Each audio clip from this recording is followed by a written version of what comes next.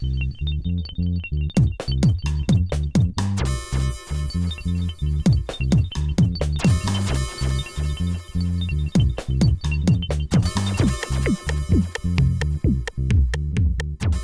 for my first story, I'd like to know, how many of you are runners? Raise your hand. Okay, all of you who are not runners, I'm going to have to ask you to leave.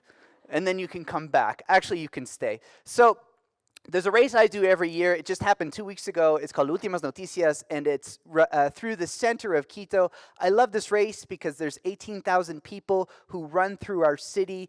And when you run in such a large group, you come across a lot of people who are really going up against the odds in order to complete the race. And it makes you feel really inspired and motivated to be able to do what you do.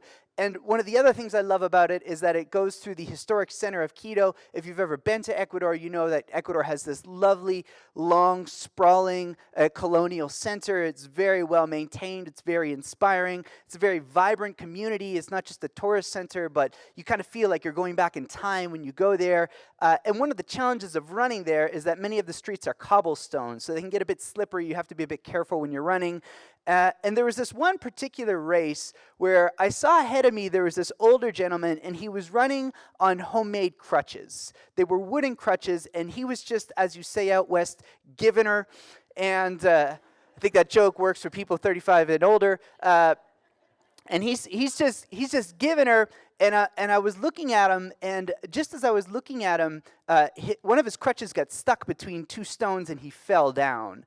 And there's hundreds of people on both sides of the street watching this race, and there's this huge collective gasp, and a bunch of runners stop, a police officer comes out, and he waves them all off, and then he gets back on his crutches, and he just keeps going like nothing had ever happened, and there's this massive applause, and I'm running, I'm in tears watching this dude, and I think, well, what does this story have to do with us? And what does this story have to do with marketing? And I run this race every year, and I could never tell you the names of the people who win this race. I have no idea who they are.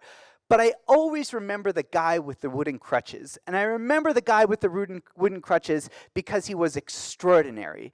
And before we can even begin to talk about marketing, we have to make sure that we are story worthy, that we actually have a story that is worth telling and that is worth repeating.